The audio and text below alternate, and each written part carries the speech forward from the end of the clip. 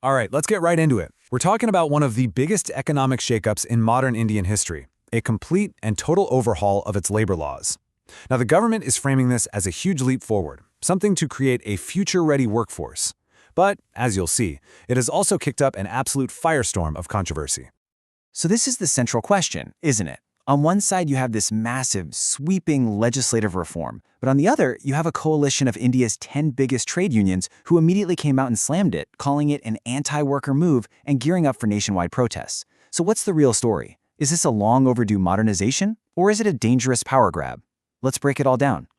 First up, let's look at the official case for these reforms. To really get the government's perspective, you got to understand they aren't just tweaking a few rules here and there. They argue they're trying to drag India's entire labor system, a lot of which is a relic from the colonial era, with laws literally from the 1920s, into the 21st century. So what does this overhaul actually mean? Well, basically they've taken 29 different, often overlapping, and frankly, pretty confusing labor laws, and boiled them all down into just 4 streamlined codes. The scale of this is just massive. I mean, it impacts pretty much every single worker and employer in a country of over 1 billion people. And these are the 4 pillars of that new system. You've got the Code on Wages, the Industrial Relations Code, the Code on Social Security, and the Occupational Safety, Health, and Working Conditions Code. Each one is designed to tackle a different part of that employer-employee relationship, and the goal is to have one single framework instead of, a messy patchwork of old and sometimes contradictory rules.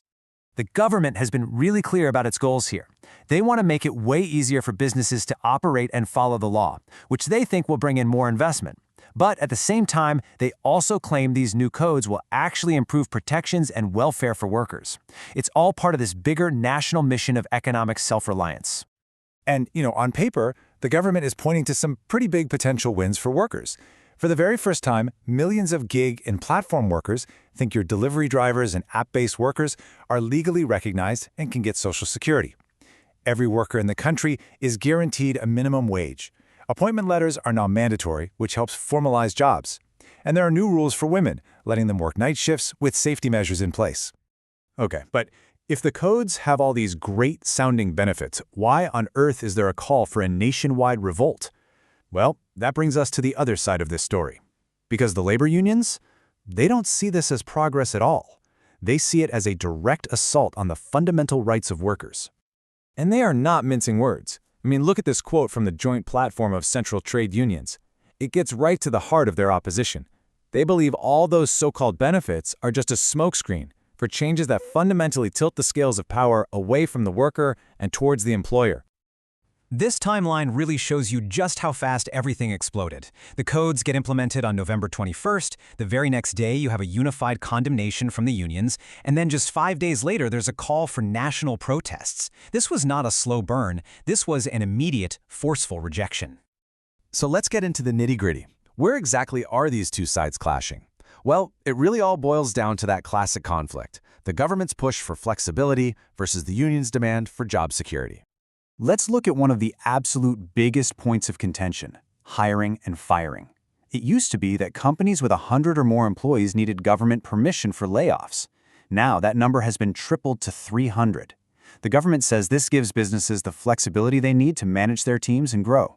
But the unions argue it makes it way easier to fire people and seriously weakens job security for millions of workers. And that disagreement carries right onto the factory floor. The new codes allow for things like longer shifts and permit women to work at night. The government's take is that this is about modernizing the workplace and expanding opportunities, especially for women. But the unions, they see it as rolling back hard-fought protections, putting workers' safety and well-being at risk. So when you zoom out, you end up with 2 completely different stories. The unions see a unilateral implementation, something forced through to help corporations at the expense of ordinary workers. The government, on the other hand, sees a historic reform that's modernizing the economy while extending brand new vital benefits to people who never had them before, like gig workers. So, where does this all go from here? With the laws on the books and nationwide protests on the horizon, India is really at a critical crossroads.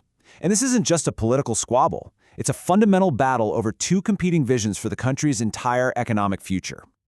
This table really lays it all out, doesn't it? On one side, the government's priority is pro-industry growth. They think that by simplifying the rules, you create a modern, flexible economy that ultimately lifts everyone up. On the other side, the union's priority is pro-worker rights. They argue that real progress only comes from stronger protections that lead to secure, stable jobs. Two totally different paths leading to two very different outcomes. And that leaves us with the million-dollar question. Is this overhaul the bold step India needs to build a workforce that's ready for the future? Or are we just watching the opening shots of a long, drawn-out battle that's going to define the future of work for hundreds of millions of people? Only time is going to tell. That's all for this explainer. If you found this breakdown useful, please do us a favor and like, share, and subscribe. And we'd love to hear what you think, so drop a comment below with any questions. Thanks so much for watching.